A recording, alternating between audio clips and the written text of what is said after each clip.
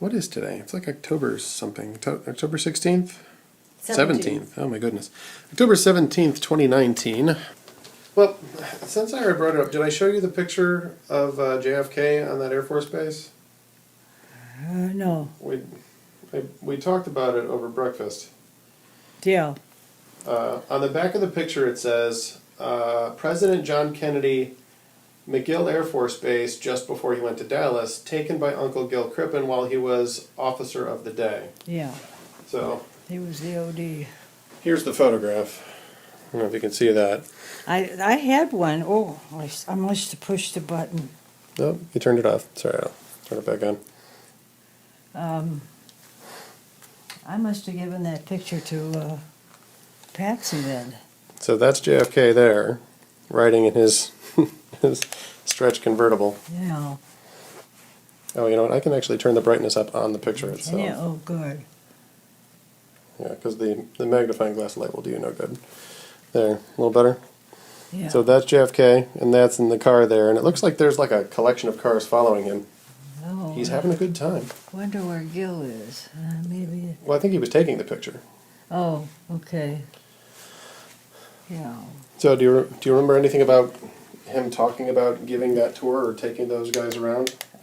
He said he was with them all day, and he said President Kennedy was very polite, very nice, and he said he enjoyed talking to him. So. Was there a reason for the visit or just touring? I don't know. I don't know whether he just was going to. Well, did he come when at the beginning of it? MacDill Air Force Base was supposed to be for Navy, Coast Guard, Army. What else do we have? Just this, I guess the four: Navy and Marines, and the generals and things were supposed to congregate there and stay, and then, but it was too far. I mean, for different ones, and I don't think it worked out. But I can't remember all the conflict, so I won't say because I would be wrong. Okay. Now the picture says it was just before he went to Dallas. Yeah. So Dallas. What did he go to Dallas for? Well, JFK went to Dallas. Oh, Dallas. Oh, him. He went to get shot. Before he was shot. Oh. Now, I think we brought this up before, but I don't remember, so let me ask you again.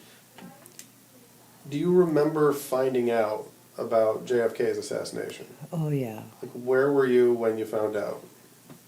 Now that I don't remember. I know where I was when the war was declared, or we heard about it, but no, I don't remember where. Where was I? Was probably home with the kids. I don't know. I don't know what. It was a parade. What year would that be? 63. 63. November of 63. November 22nd. Okay, so just before Thanksgiving. Mm-hmm. I didn't realize it was close to a major holiday. So, what do you remember about that event? I know a lot of people say they remember exactly where they were, but apparently you were busy with children. Evidently. Well, it was a shock, of course. And then when they caught the fellow that did it, he was a Jew, and then someone came in to and shot him. So Right. Lee Harvey Oswald was arrested. Yeah. And then somebody came in I and don't shot him. remember his name, but like it's the owner of like a local bar or something like that came in and shot him in police custody. And then that guy went to jail and he died 20 years later. So I don't remember too much. You remember there being any discussion about it? Like, because today there's a lot of discussion about whether or not Lee Harvey Oswald actually did it. There's a lot of people who would say, well, he didn't do it or he wasn't working alone. Yeah, I've heard that, yeah. Was there any discussion at the time? No discussion. He was shot, and a lot of people were saying, oh, good. And like they were glad he was shot? Yeah. Wait. Yeah. You're glad who was shot? Lee Oswald, not the president. Not the president. Like, Yeah. there's some Republicans that are very against the Democrats. I didn't think anyone would be glad that they... No. Okay, I misunderstood. I'm sorry. Okay, so that story was, at the time, it was just accepted that we caught the right guy who had done it. Yeah. Did anybody have any idea of why? Like, was there any accepted story as to why he decided to shoot the president? Can you think of any? What? When President Kennedy was shot, can you think of anything that was said at the time, or? Do you know what people thought as to the motivation? Why would Lee Harvey Oswald shoot JFK? Because now, of course, the conspiracy theory is he was working for the Cubans, or he's working for the Mafia, or both, or he didn't do it at all, and the Mafia pinned it on him, but somebody else did it. Well, there's a Jewish Mafia, I've heard very little, but apparently I'm related to it. And if the other fellow was Jewish, then there was a reason. But I wouldn't know what the reason would be. Well, Larry's father, Larry Grant, Weiss, who married your mother, your father, and he was in the Jewish Mafia. And he said when he became saved, he asked him if he could get out with, they usually kill him. And he said, it was so strange, evidently, that they decided to let him go. And no one went after him. Because he said, they knew I knew how to keep my mouth shut. And that's all I ever heard. He was telling Lori and I, then that's all he said. And we didn't question him. Okay. I would have loved to, but we didn't. Now, you said that when he became a Christian, his family burned the death candle for him. Yes. All right. Mm-hmm. His mother and father, they lived in Chicago. Okay. All the Weisses lived in Chicago, the cousins and everything. And then when when Larry, or Grant now, he changed his name, Grant was born. Well, Jews love babies. Then right away they forgave him, and I wanted to see the baby. Oh yeah. So, Okay. and then that was patched up somewhat, Okay, but so when my father was growing up, did he have no contact with the Jewish side of his family? No, he didn't. Okay. He discovered his cousins when he got older, and palled around with them or became acquainted with them. That's all I know. Okay. Yeah. Okay. That's one of those. The JFK assassination is one of those moments in American history that it still gets a lot of talk, and a lot of people who were alive at the time say that, they remember that moment when they found out. I don't remember. That for my generation, it's 9/11.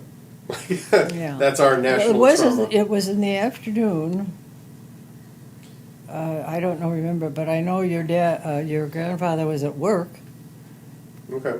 So I don't know at what time. Now, where was I then?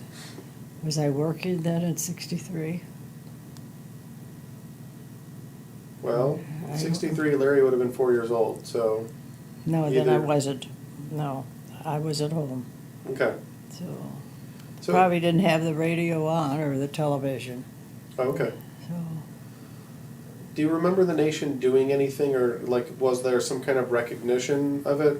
Because when 9/11 happened, it kind of, changed the way we all behaved and talked for, 6 months. yeah, But did you guys just go back to work the next day and just carry on? yeah.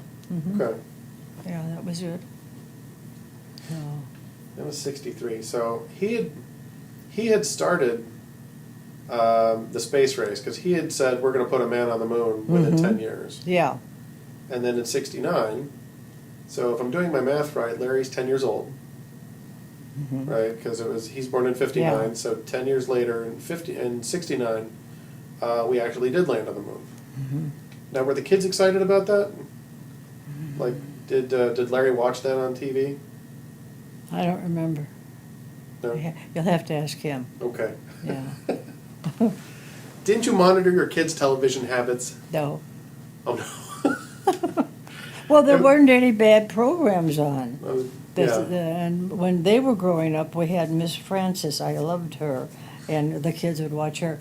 And now she said, now when somebody comes in and she would be tell them that how you shake hands and you say how do you do, and if someone gives you something you say thank you, and different. She was teaching manners, and I thought this is great.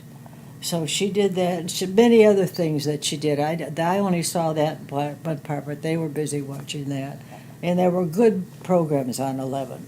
It was always 11 because of what they could hear. So. All right. That's cool. Yeah.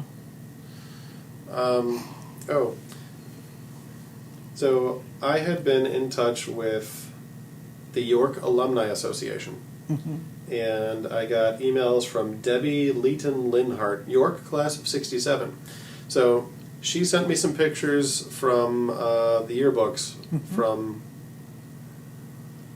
Oh, I don't remember what years, but your brother was in high school in some of the pictures she sent me. Oh. But they're trying to find any pictures taken during your years at York. But apparently that was like Depression years. Yeah. So spending money on film and that kind of thing wasn't done. We didn't have a book either when we graduated. It was a big cardboard picture, and everybody's picture was on it. Okay. And that's all we had. They said they could order rings if people and wanted them, but they would have to have the money first. And so I don't know how many got rings. Well, there's not much to show from it, from your years. The couple of pictures I got from Arthur or Bud, it's like gym class or something. So it's like him with like 6 other guys. Yeah. And they're small PDFs, so I haven't quite figured out which one is him. Oh, I can show you. He resented being skipped. He was very smart, very brilliant, you might say, and he skipped some of second and some of third. And of course, when you skip, boys grow slower than girls. And he wanted to be on the football team. He's too small. Oh, because he was younger than everybody else. Yeah. Oh. And he couldn't be on it, but he was the water boy. He was always with them. Okay. And so he was telling me with 4 boys he had, he says if any of them, he says they want to skip, they're not going to do it. And he says their mind isn't ready for it, and neither is their growth. So, but. Wait, so how old was he when he started high school? Well, he was out of high school when he was, let's see, 16? Must have been 16. He graduated at 16. Yeah, 16. So He was born in 26. Okay, wow. Wow, okay. So just because he was ahead of the class, they pushed him forward. Yeah, he and there were 3 others that went with him. Okay. And they did this, and they kept up. He was on the honor roll all through high school, and not steady, but he was smart, and so then the war broke out when my dad and he had a fight, and when I started working, Dad said you have to pay room and board. Well, I thought, oh, okay. I never argued. I said, okay. So I had to give them $5. I made $15 when I first started. So I had 10 for myself. And I gave him the 5. And so when Bud started working, my dad said, I'll have $5 from you. And he says, no, you won't. It's mine. And he said, they had a terrible fight. And he says, okay. My dad said, then I'm not going to pay for your college. Just when you get out of the high school, it's all you're on your own. And that's the way they left it. Well, of course, war broke out. And my dad was in France, and he didn't want his son over there. So and he wanted Dad to sign for him. He was 16, and he says, no way. You're going to wait. And what was it then, 17 or 18, when you didn't have a parent's consent?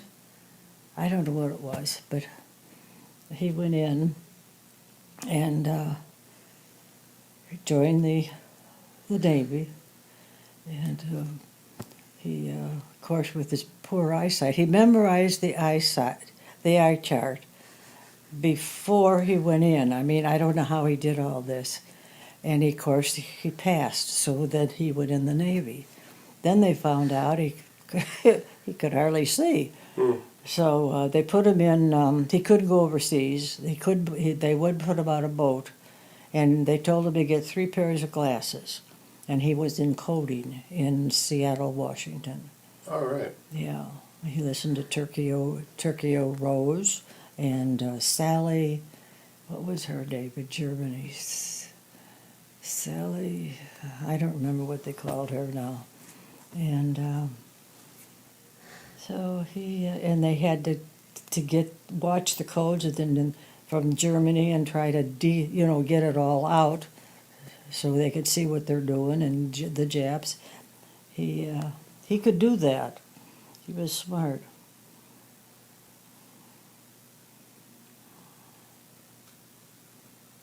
I'm Googling it to see if I can find out what Sally was. Axis Sally. Access. Oh, okay. Tokyo Rose and Axis Sally. Right. Oh, wow. Cool.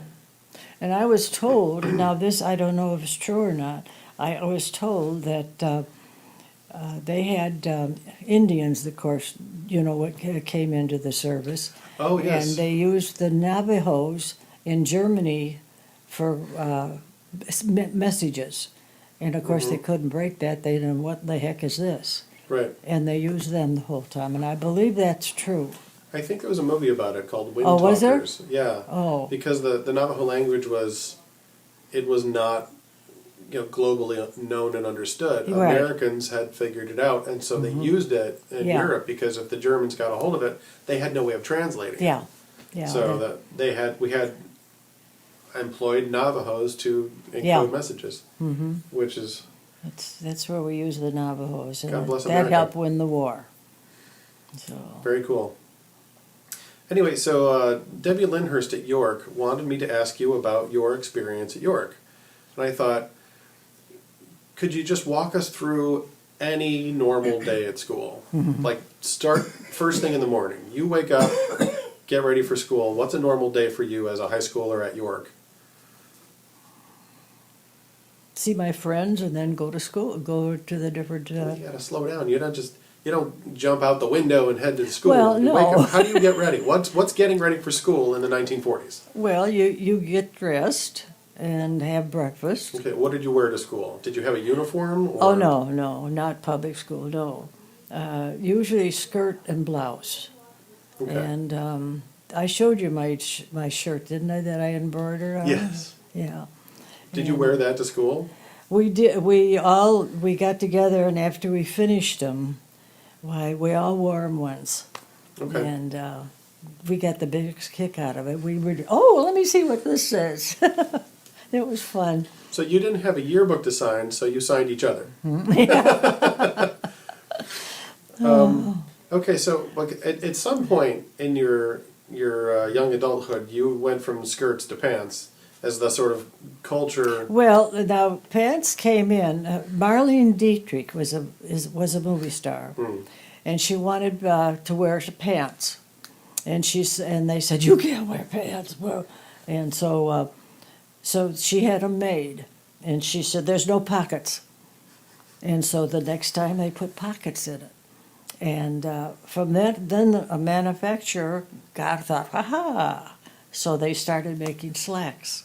And I had my first pair of slacks when I was in 5th grade.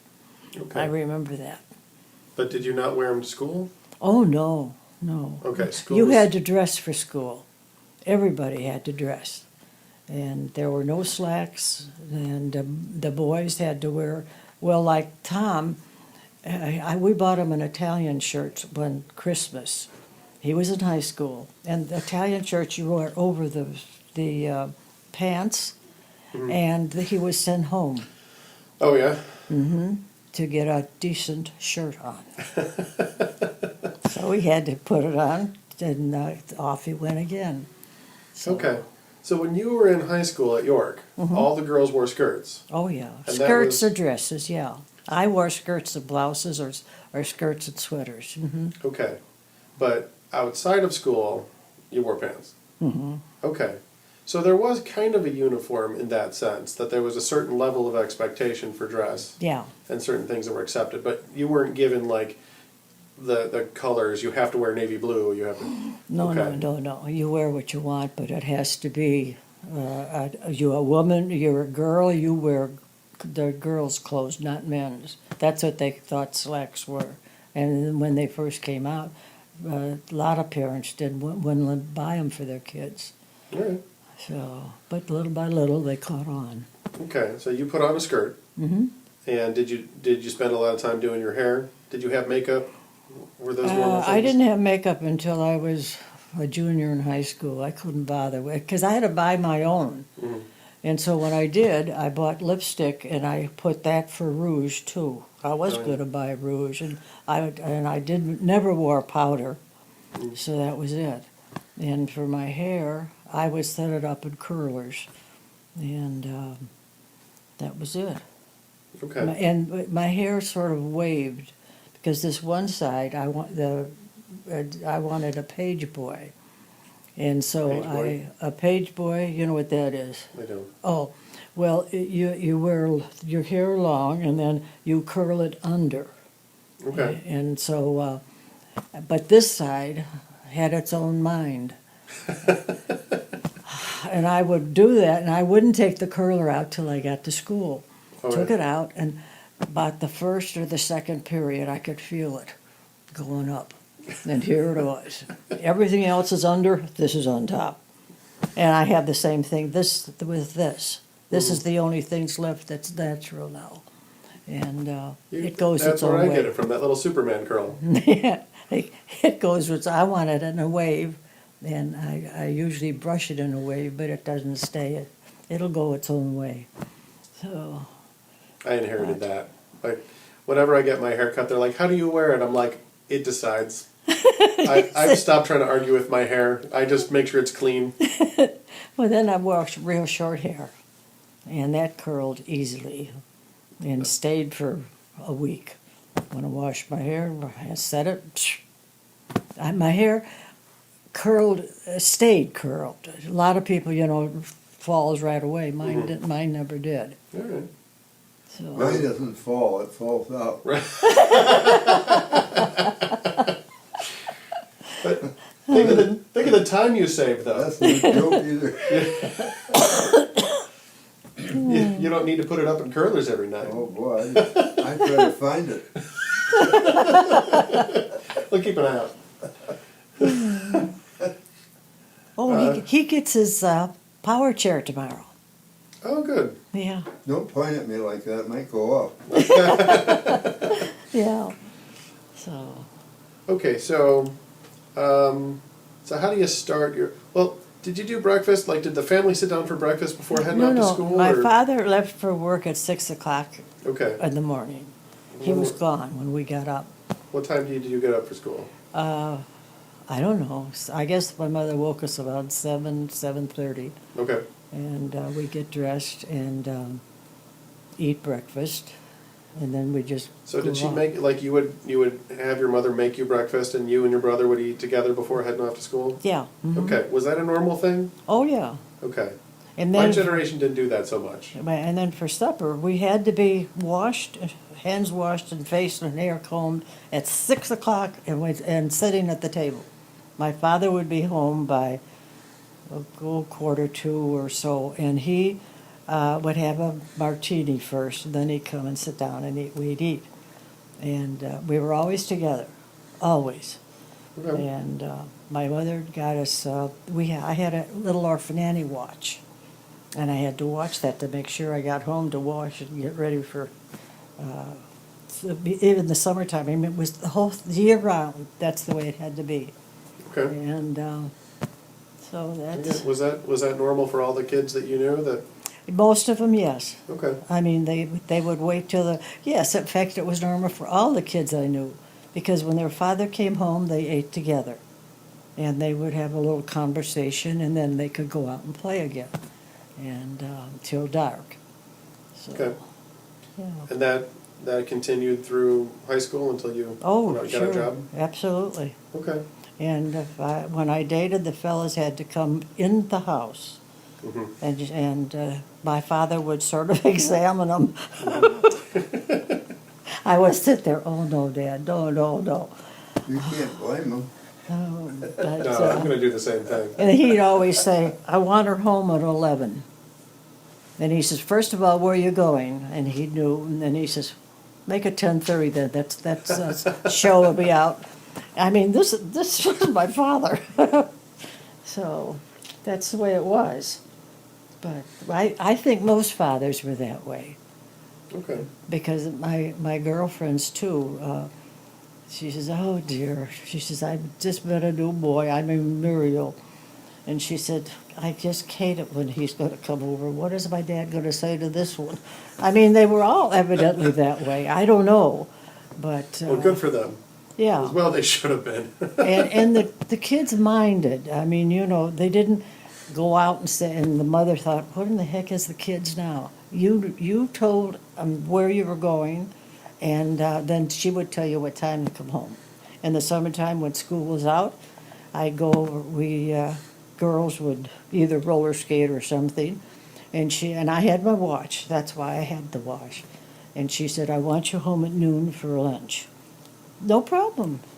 No Yeah. problem at all. You never said, oh, you were home. That was the way you were brought up. And Sure. most kids too. So,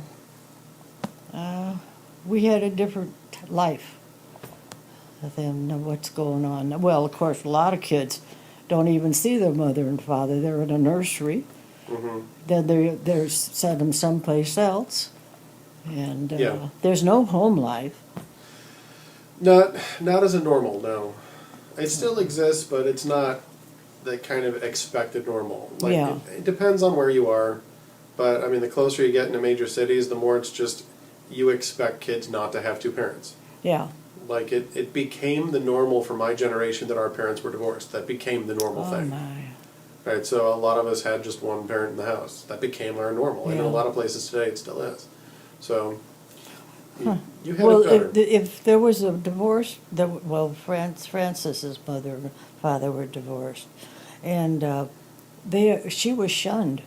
She wasn't in on anything that when they had something doings in the neighborhood. Not her. Hmm. That was a disgrace, and so, but.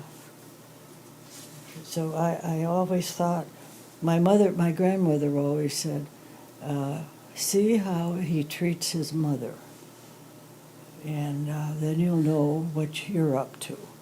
And she said, remember, this is for life. You don't divorce. And so we were brought up that way, all of us girls. So that's the way it was. It's too bad it is that way now. Yeah. The parents don't stay together. But back to York. Mm-hmm. So, let me take you back to high school. Okay. So you got breakfast with your brother and your mother, and did you just walk to school most days? Well, I Oh, guess you had to, because your father took the car. Well, he had the car, and there was no buses, so I had to walk wherever Okay. it was. And junior high was in town, and so, in the spring, I could ride my bike. Mm-hmm. I rode my bike every day. Wintertime, of course, you can't, so I walked. But you're just used to it, that's all. But for York High School, if you're wearing a dress or a skirt, can you ride your bike? Like, did you have a bike? No, that I allowed didn't that? ride a bike in high school. You only I walked. was only a mile away, so I could walk. Okay, Yeah, that's not terrible. Yeah. Depending on the weather. All right, so walk me through a normal day at York. Like, what kind of class? Do you remember any kind of class schedule or any of the like what a normal day would have been for you? well, I just, whatever, like math class. Mr. Story was my teacher, wonderful man. And I loved algebra and geometry. I took the two. And His name was Story? Mm-hmm. Mr. Story? Mm-hmm. Okay. And then by junior year, I took bookkeeping and took it for 2 years. Loved it. I wanted to be a bookkeeper. And And you did for a short while. no, I wasn't Was that because not what of you- my left hand. They Well, wouldn't teach. I went to business college, and I said I'd like to learn more about bookkeeping. This is what I want to do. She says, "Okay, sign here." And I started. She says, "Oh," she says, "they won't take you. No one will hire you." And I said, "Well, I see. We had ink right. and a blotter." So if you're keeping all And the... she said, "You would smooth your work, and if Right. it takes time to blot." Mhm. And she said they wouldn't stand for that. So I went into still worked with figures and percentages. Okay, so- but what you did wasn't bookkeeping? No. It was... Well, what I did was what was his name? He had cancer, and I'm the only one that knew it because I used to talk to him because he was a bookkeeper, and there was days he came in pain, and he would say, I would say, if I finish my work, I'll be over, and I would, and then I would help him.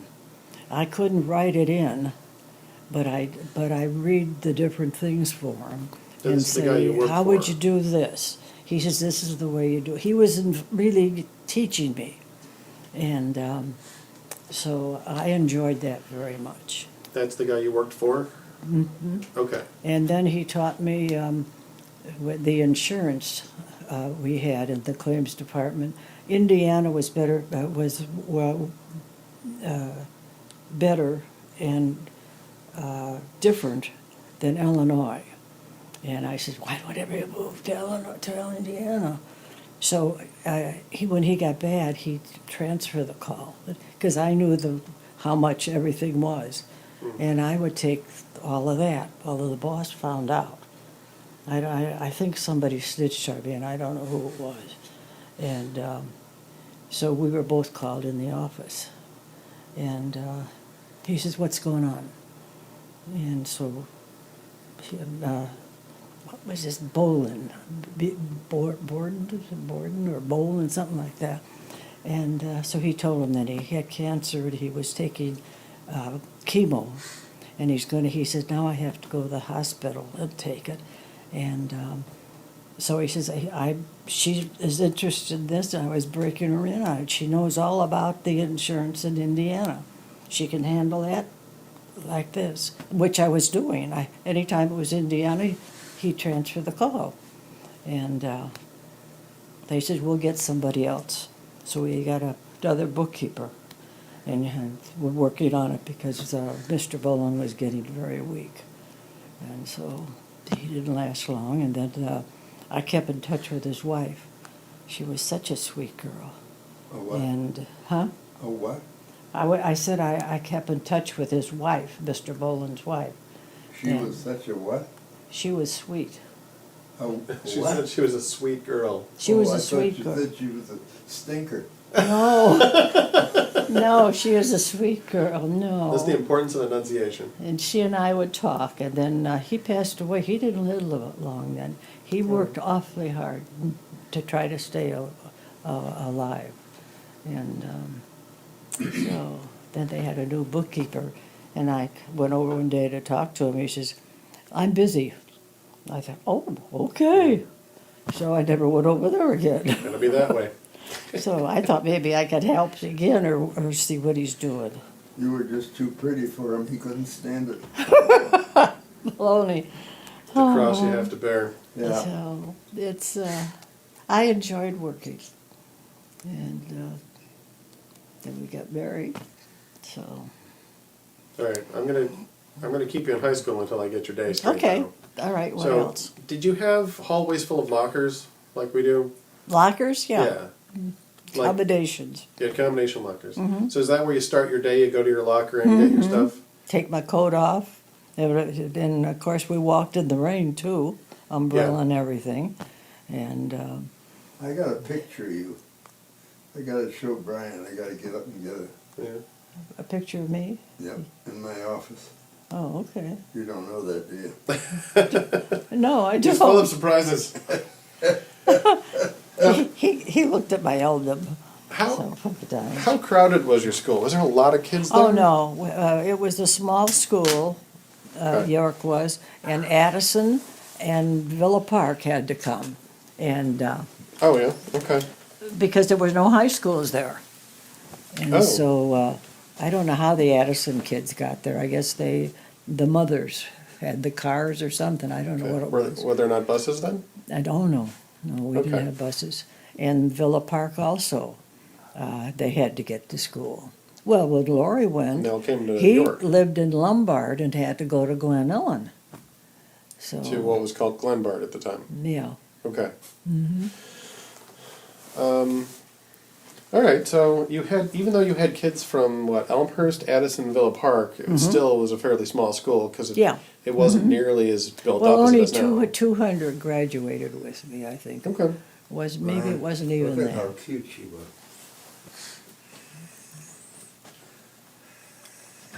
What's that? Oh my gosh, that's you at your desk. That's Yeah. fantastic. You gotta take a Oh, picture. that's at my I at do the need to office. Take a picture of that. I got that. You look like Pat. At the Pat same- looks like me. Pat yeah. looks like you at the same age. Yeah. Wow, that's great. Yeah. Yeah, I need a picture of that. How can you do that? Take a picture of it with my phone, yeah. Oh, okay. Give me just a second. That's amazing. That's a nice Do you know the picture he's talking about here?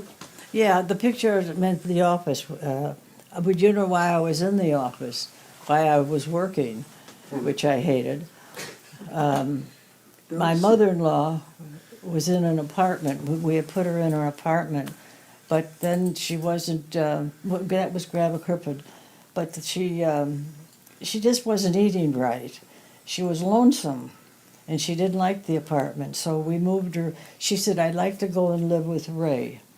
So I called Helen and told her, and she says, "I put my own mother in a home. I'm not taking my mother-in-law." So I thought, oh dear. And so I talked to Gil, and I said, if she doesn't want to come and live with us, would you want her? Oh, absolutely. He says, I'll call her. I said, no, wait, let me see what's going on. So I told her that we were going to move her, and she said, I'll go to Ray's. And I didn't have the heart to tell her Helen didn't want her. So I didn't say anything. I said, well, we'd like you to, because the kids are here. And so she came and lived with us.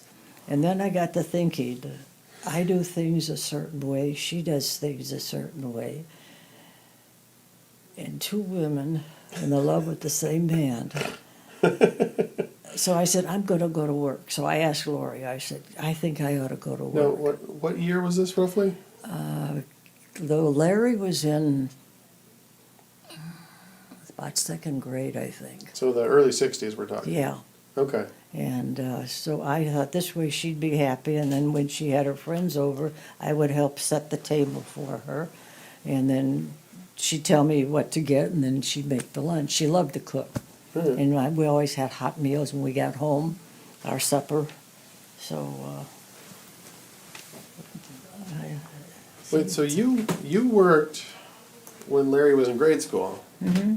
Okay, I didn't know that. I thought that. for 5 years, and then when Grandma had her stroke, I quit, and then she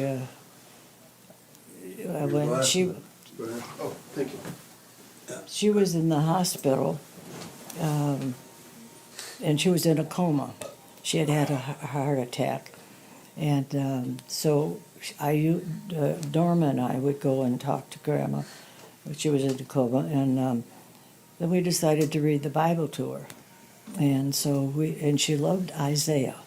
That's one book I couldn't understand, and so we would read, and her eyes would open, and I thought, oh, she's all right now, and as soon as you stop reading, the eyes would close. Really? And so I told the nurse, I said, she opened her eyes. And she says, so we started reading again. And so she opened her eyes again. But when we read God's word, her eyes were open. I don't know whether it's, I don't know why. I don't know why. But as soon as we stopped reading, and well, when we pray with her, Norma would always say a prayer, her eyes were opened. And then that was it. You know, we were told we were going, and her eyes were closed. And so then they put her in like a retirement home, you know. And she was there, and then she came out of the coma. So Okay. I used to go over every day to feed her, and to feed her lunch. And there was a little girl, she was in high school, came in. She says, I didn't know Grandma Crippen was here. She used to babysit for me for one, and I'd always liked it because she told me Bible stories. And she said, I go to Baptist church now. And I said, well, I've seen you there. Oh, yes. Grandma told me all about Jesus. And she says that I'm saved. And she says, I'll feed her. I'm here I said, are you here every day? She says, yes, I'll feed her lunch. So I didn't have to come until supper time then. And then two other girls I saw in there, and she babysat for their families. Same thing. We'll take care of Grandma. And there were 3 or 4 of them that would tell me this. And I said, well, maybe I can get some work done at home. I said, otherwise call me, and I'll come. And so I thought, and they were all going to different churches. So I thought, what a legend she has. And well, she used to tell the kids, you ask them, she'd say, she'd call me, she said, it's time that one of them comes over and brings a friend. She always wanted a non-Christian girl, whoever they brought. And off they go. And then she'd tell them Bible stories and have popcorn, and they really liked it. So that was her ministry. That's wonderful. Now, after she recovered from being in a coma, did she remember you reading her Bible stories? And you said she opened her eyes when you read the Bible to her. You know, I never even no, because I was busy with her being in the home. I never even thought of asking her. Oh, And okay. then I came in one day. Shar and Tom were split, and he called and he said, Shar's coming back to me. And I said, oh. He said, I'll see you. He says, we're going to come over tomorrow. So I went that one night when Lori and I always went over every night. And so when we came in, I said, Grandma, I got something to tell you. She says, the Lord already told me. And I said, well, no, but I'm going to tell you. She said, oh, yes, they're going to get back together again. But several times she would do that. When I was pregnant with Larry, I came in and she says, oh, yes, it's going to be a boy. I wasn't even showing. She was a prophet. Really, I mean, how did she, well, of course the Lord talked to her, you know. She was very, I mean, she would go in her closet because it said that. And that's where she would pray. And Really? she said she used to be there an hour, sometimes 2 hours praying. Wow. And she would close her door. No one should hear her. She said, just God. And she was a little woman. The neighborhood didn't like her because she talked about God. This is true. They had a block party, and of course, I lived on that street. So I knew most of the people. And Mrs. Strobe saw me one day, and she went like this. So I went over and talked to her. And she said, we're going to have a block party Saturday. She says, you're invited, but don't bring Mrs. Crippen. And I said, well, I'm not coming then. And I said, besides, we're busy. And so with that, I just walked away. But... So that was my mother-in-law. She didn't care. I mean, she would tell, Well, I told you about when she had her appendix out, didn't I? So they Yes. burst, Mm-hmm. and how She what? her appendix burst, Oh, that's bad. and she was all tubes and everything. And I went in, and she said, "Oh, Betty, I thought I seen my Lord." I'll never forget that. She was disappointed to find she had survived. Yeah. It's, She was quite a woman. yes. So Oh, wait, sorry. This is my grandfather's mother? yes. Hmm. Okay. Her real name was Nutberger.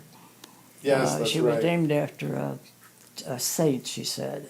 She didn't like it. So I got pictures of a lot of them, some of her sisters and whatnot. yeah, Like I said, I got boxes of stuff to go through. yeah. There were But, 10 children in the family. Johann, he was the oldest, and he that lived the longest of all of them. And Aunt Marie used to would write to him. My mother-in-law never wrote to any of her brothers or sisters. So Well, it seems we have a family tradition of annoying people with talking about Jesus. I'm good with that. What's your family known for? We annoy people by talking about Jesus too much.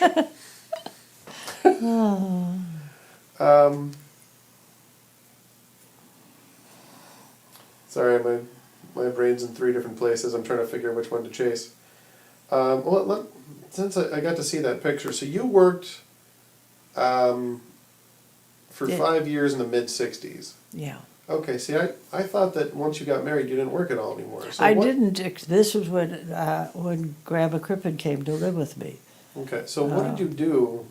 Like, I got a picture of you at a desk, but what were you doing? What was your job? Oh, I was in the claim department. And Okay. I was there 6 months, and well, they came from Chicago, so they lost a lot of their people. What's so- the company you worked for?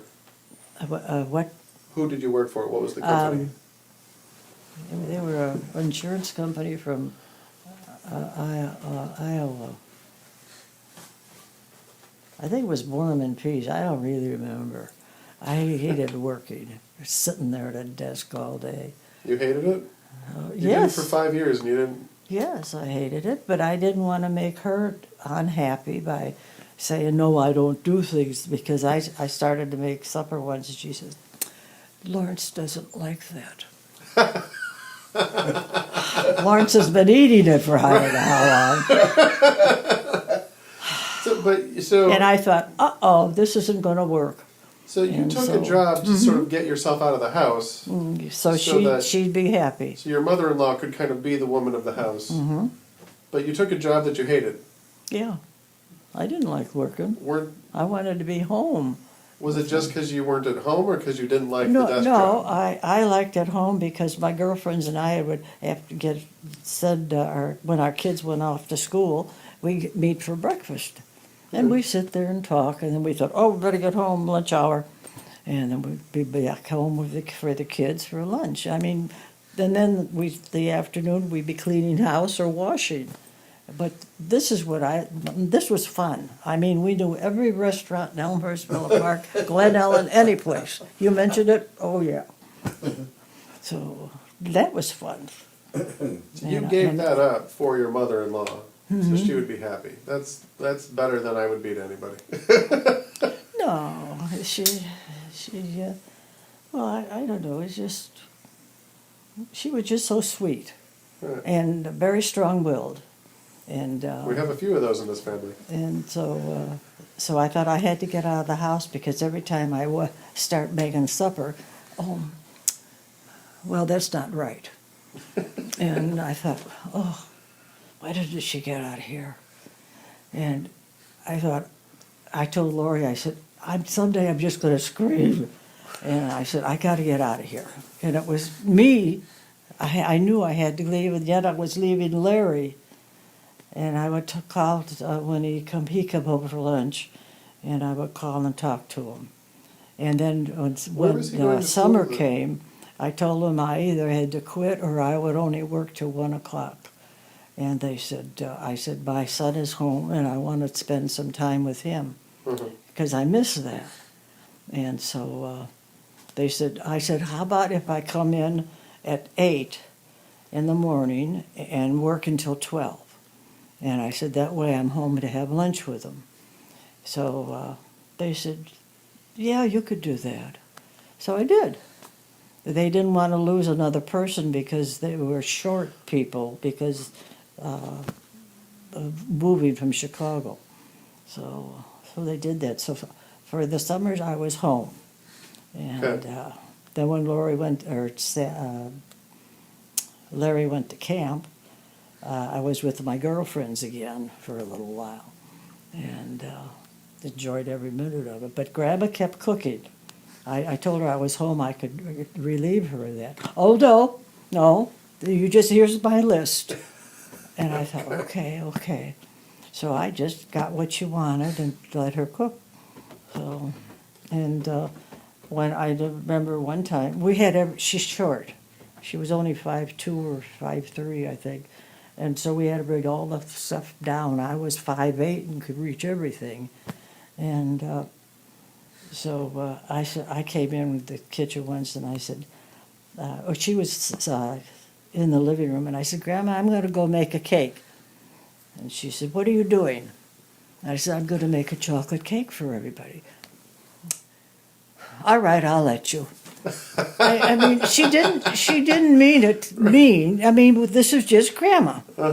And so I made it, the chocolate frosting and everything, and she said, that's good. And this was just Grandma. Is that the way you got started making chocolate? No, my mother always made chocolate cakes. And I had her recipe, and I wish I had kept it because I can't. She used coffee. She used coffee in her chocolate cake? Uh-huh. That's what I'm and talking the about. frosting. Oh, man. Sounds good. And I was trying to think if she used it a little in the dough. She probably did. I don't remember. She had a few things in the chocolate cake that you wouldn't think of putting in. So Experimentation. That's what science is all about. Where am I at here?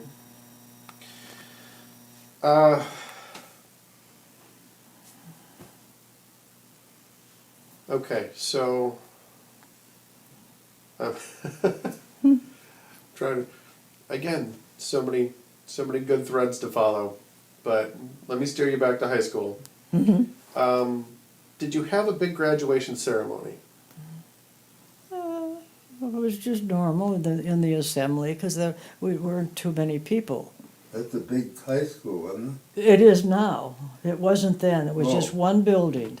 Yeah. So how many was in your graduating class? Well, this cardboard and the pictures are about so big. How much could you get on a card? know. I don't know. Depends on the size of the thumbnail. Maybe 100, 150, if you get that many pictures on it. And Well, but like in your graduating class, there was 150 students graduating that year that you yeah, graduated. probably, yeah. Okay. Do you remember what the graduation ceremony was like? Did you Nope. wear robe and cap? Oh, yeah. What color was it? That's a good question. It is. I thought of it myself. I don't remember. I think mine was light blue. I'm not certain about Well, that. I'm sure. But that was our school colors, which was Well, our school annoying. colors were green, so I'm thinking it had to be green. Okay. So, Do you remember the inspirational speech given by some authority figure? nope. Was there one? I don't know. Okay. I don't remember a Must thing. have been good. I was just glad I was out of high school. Oh, were you? Oh, yeah. Yeah, I why? didn't like school. Didn't you? Mm-mm. Well, why is that? I don't know. What I It liked. probably had to do with early on some teacher bumming you or something. Well, I was always afraid someone was going to. When I was in, I told you, I think, Miss Lewis, she was my 6th grade teacher. And my hearing has always, I'm not like this, but I mean, I had trouble. I would hear somebody talking to someone else, and I think, why can't I do that? and here. Well, anyways, she started watching the kids. She's turned to page 36 of your book. Then I wouldn't hear that, so I turn around and say, "What page?" And she said, "What are you doing?" And so I said, "Well," and then I would turn to it, and so she'd start reading, and different things. I don't know, different things she said, and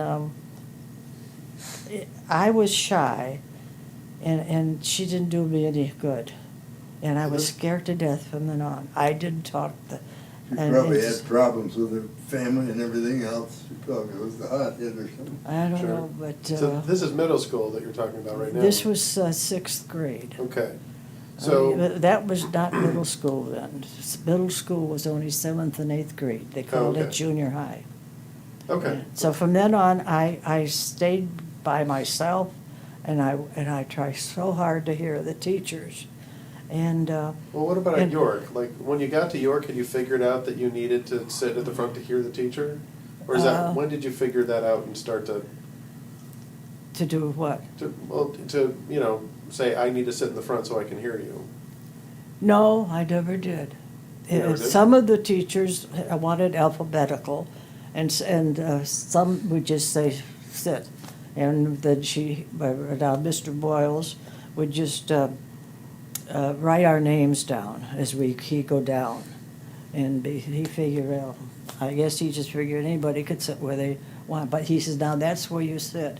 I was always in the front row, and by his desk. His desk was here, and then there were rows of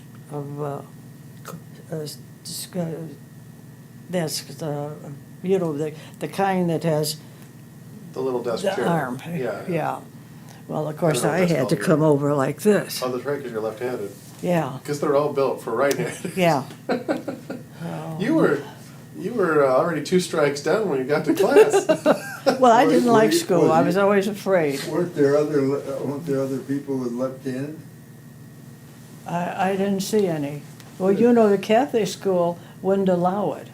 When I was going to school, a lot of public. Was the Catholic school allowed or not? Some people are left-handed. Well, they've changed it. How They could would.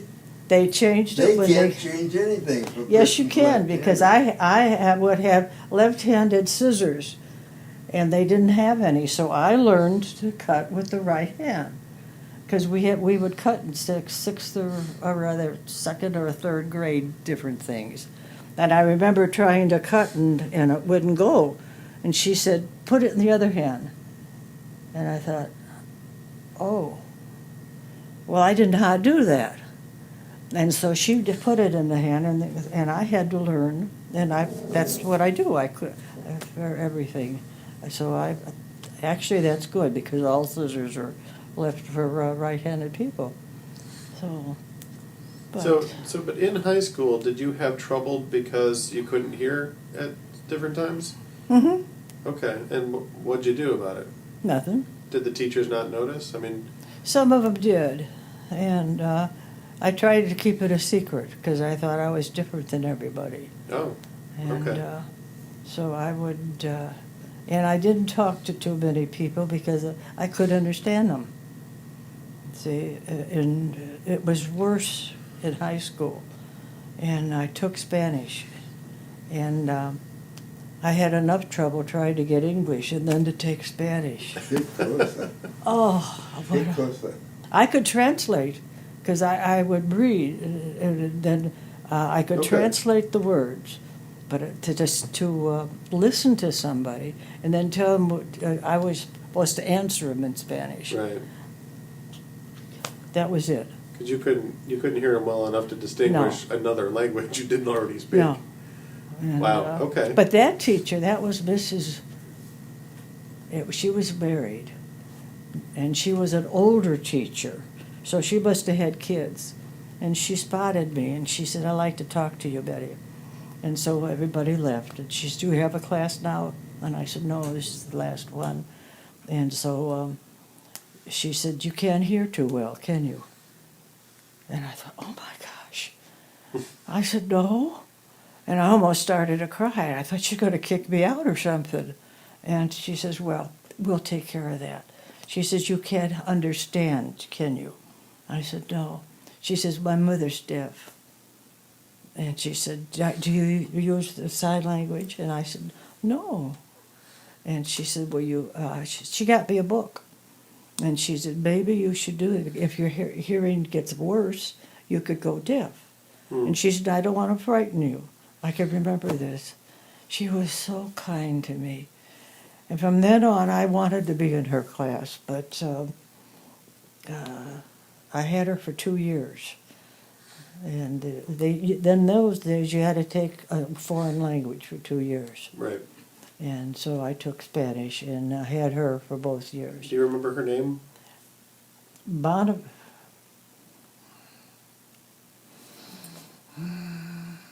Isn't that funny? She's a teacher I liked, and I can't remember.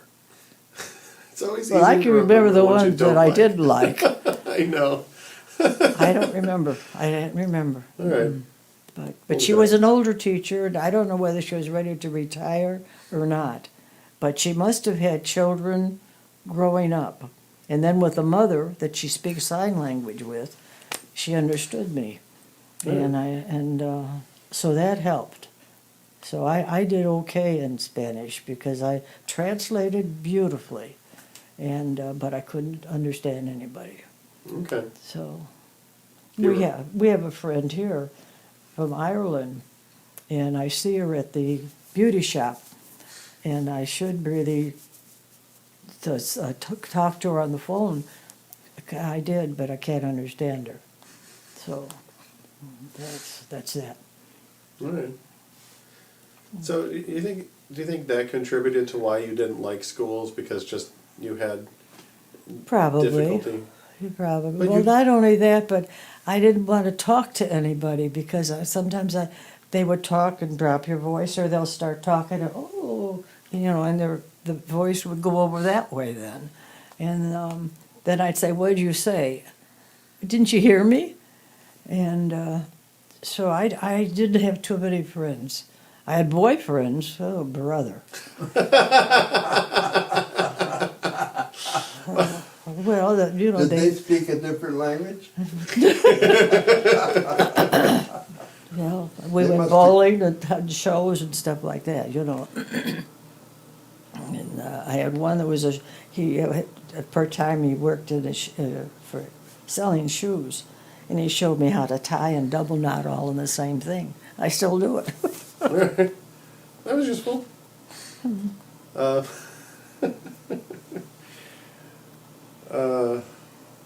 forgot what I was going to ask next.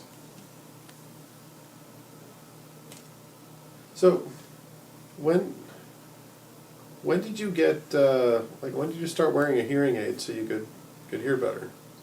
I don't when was that even an option? I don't even know. No, there wasn't anything until, There would have been nothing then. Yeah. when did I get my first hearing aids? I think I was married, and I heard about them. I think that's what it was. Okay. Was it early, like during the war, or was it after when you guys? It was got after the numbers? war. Okay. Because everything was going toward the war. It was after the war, I remember that. Okay. So I'm fine. All right. I survived. Well, it seems like you might have been perceived as an introvert when I don't know that would have really been true. Well, I was, I think, because of my ears. And I remember one time we were standing on the curb, and one of the fellas on the other side said something to me. And I says, Donna, what did he say? And she told me, and I said, why can't I understand that? It disgusts you, because someone will talk to you and the words just go like this, and they're all together. And so I had trouble. But then when I had my got the hearing aids, the Dr. Fernato, very well known, very good doctor. He says, do you know why? He says, you had so many earaches, you've damaged. He says, I'm going to call them simple because you wouldn't understand the words. He says, there's like little hairs. He says, this is what I'm going to call it. And this is what takes and sifts out the words. And he says, so you don't have too many of those, so all the words are together. Okay. And with this one here, I'm almost deaf. But, and I didn't have a hearing aid for this ear because I couldn't hear anyhow, he said. Okay, so then I get to the one wasn't until I came here. I went to another one. She was a Christian lady, and she says, I'm going to see if we can't get you a hearing aid for this. Who was that? Remember in Hinsdale? Oh, Yeah, I went with you. yeah, Kathy. Yeah, Kathy. Yeah, a sweet girl. And she says, I'm going to pray about it and see what the Lord Yeah, tells me to she do. was a very interesting person. Yeah, wasn't she though? And she worked at, I have the strongest one that you can buy. Okay. And for this ear, so then they just matched what I had to have for this. And I still have trouble sometimes with this, the hearing clearly what they're saying, but at least I can hear. Remember I had wax in my ear. Oh, They had to take the wax out. Once the wax got out, I couldn't believe I could hear everything. Yeah. So anyways, I survived. You survived high school, but you were glad to get out. Yes. Seems to be a sort of a common attitude about high school. I don't know if there's anything that can be done. Oh dear. All right. I worked and then I got married and we traveled around during the war. So- JFK got shot, a man landed on the moon, Reagan got elected, and Right. here we are. And here we are.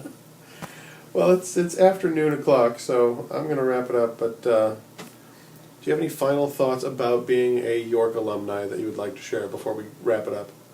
No. Okay.